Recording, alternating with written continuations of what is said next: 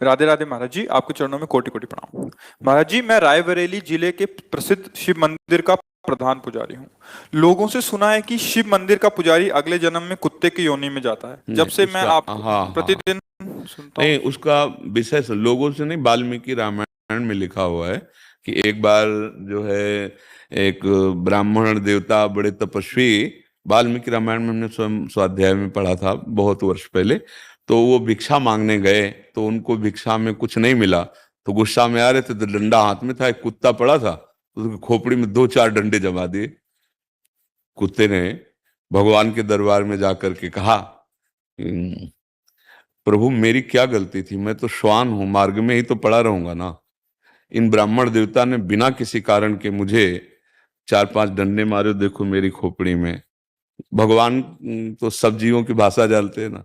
तो भगवान ने कहा मेरे दरबार में ब्राह्मणों को दंड नहीं दिया जाता, आप ही निश्चय करो कि इनको क्या दंड दें। उनका प्रभु यहाँ का जो बहुत श्रेष्ठ कलिंजर पर्वत है उसमें जो आश्रम है उसका इनको महंत बना दीजिए। बोले तुम तो दंड दे रहे हो या वरदान दे रहे हो? बोले प्रभु मैं पूर्व में महंत ही था, इसीलिए मैं आपको कह रहा हूं कि जब महंत बनेंगे ना और मनमानी आचरण करेंगे और भगवत अर्पित बिना किए जो भगवान के लिए आता है वो खाएंगे तो कुत्ता बनेंगे, तो हमारे जैसा इनको भी पता चलेगा कि श्वान योनि में कितना कष्ट होता है। इसका रहस्य आप समझ पाए? इसका रहस्य ये है कि जो भगवान के अर्पित करने के लिए आता है वो आप शिव मंदिर की केवल बात नहीं है, किसी भी मंदिर की बात है। ब्रज के भक्तों में चरित्र आता है।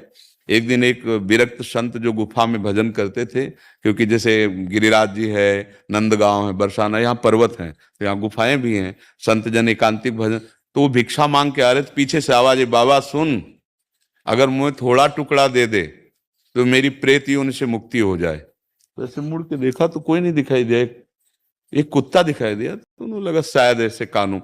फिर बाबा सुनो ना आए, तो फिर मुड़ के देखा कौन हो तुम? तब बोले कि ये जो मैं कुत्ता रूप दिखाई दे रहा हूं मैं नंदालय का पुजारी हूं। तो उनका प्रभु आप तो भगवत पार्षद हैं, आपकी ऐसी कैसे? तो उनका लाला के लिए अमनिया आता था, बिना भोग लगाए हमने उसको प्रयोग किया, तो उसके दंड में अगर आप अपनी जूठन करके दे देंगे तो अभी मैं मुक्त हो। तो बोले भैया यदि तुम्हें भगवत प्राप्ति हो रही है, दोष से मुक्त हो, तुरंत जूठन करके उन्होंने दे दी। बात यहां समझनी, शिव मंदिर ही नहीं, किसी भी मंदिर में आपके पास शिव जी के लिए जो कुछ आया है आप उनको अर्पित कर दिए, इसके बाद जो प्रसाद रूप से आप सेवन करते कभी आपकी दुर्गति नहीं हो सकती।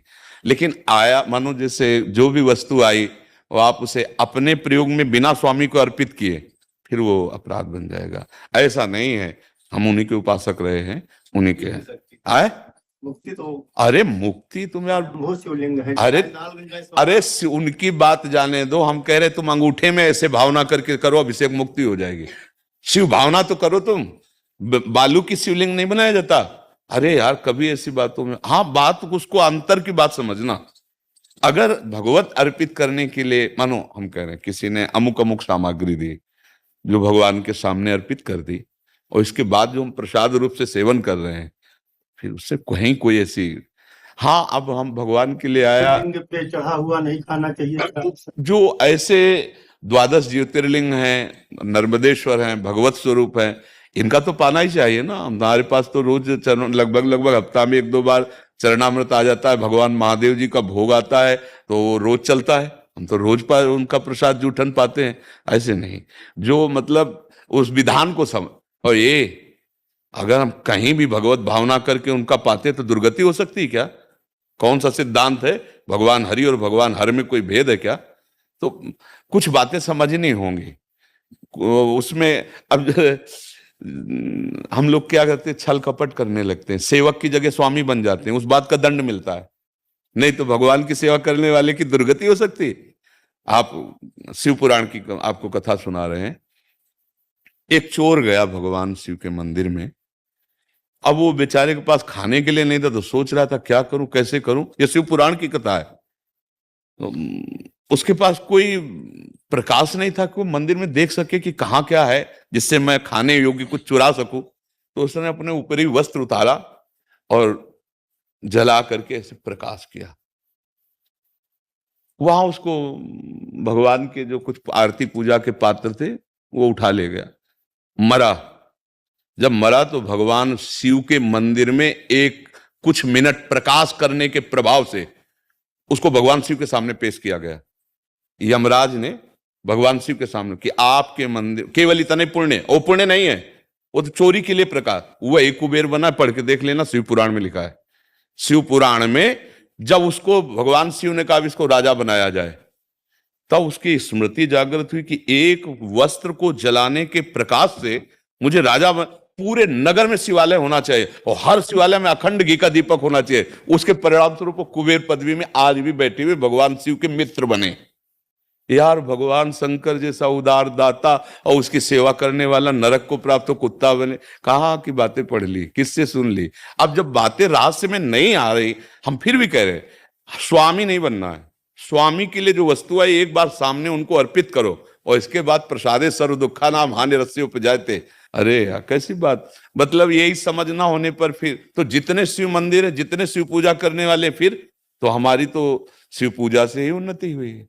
हम शिव पूजा से ही आज जो कुछ प्राप्त कर पाए हैं, तो हम कैसे बात मान लेते हैं? अरे आज भी हम उनका चरणामृत लेते हैं। और शिव जैसा हरि भक्त कौन और हरि जैसा शिव भक्त कौन? शिव जैसा हरि भक्त कौन? हनुमान जी बने राम जी के चरण है।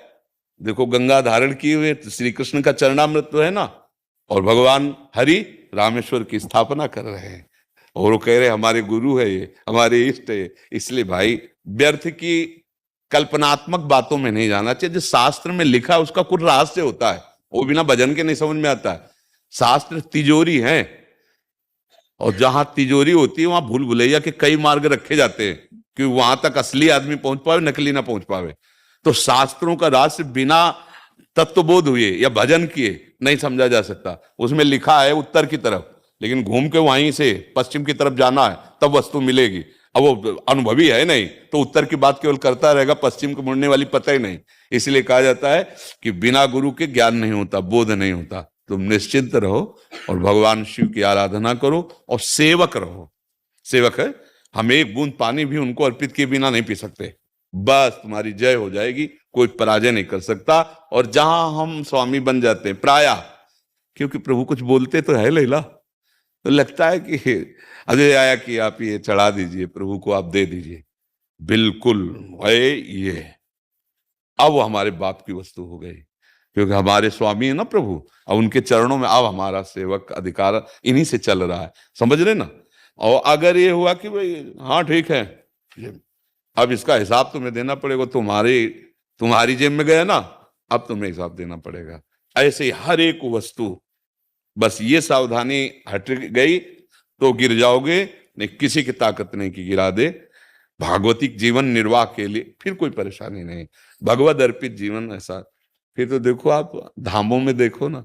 अच्छा, आप तो कहीं किसी एक पवित्र जगह का नाम ले रहे हैं, हम तो काशी की बात कर रहे हैं, जहाँ घर घर शिवालय है। घर घर शिवालय है, बिना उनके भोग लगे, बिना उनका प्रसाद पाए कोई जी नहीं सकता काशी में। जैसे यहाँ कहीं भी भोग लगाओ जय जय श्री राधे बोलना पड़ेगा, महारानी जी का धाम है, ऐसे काशी भगवान शिव का घर है। कोई घर ऐसा नहीं जहाँ शिवालय ना हो, कोई घर ऐसा नहीं जो उनकी जूठन न खाता हो। फिर सब क्या होगा, ये जो आप बोल रहे हो, अगर सब हो तो फिर क्या होगा? और हर को मोक्ष मिलेगा। काशी नाथ का जो सेवक है वो मुक्तिदाता है, ऐसा खिलवाड़ नहीं है। और ऑर्डर डाले यार, एक चुल्लू जल में बिक जाने वाले महादेव जी है, उनके सेवक को भय हो कि हमारी मुक्ति होगी कि नहीं, क्या होगा कि नहीं, ऐसा नहीं सोचते।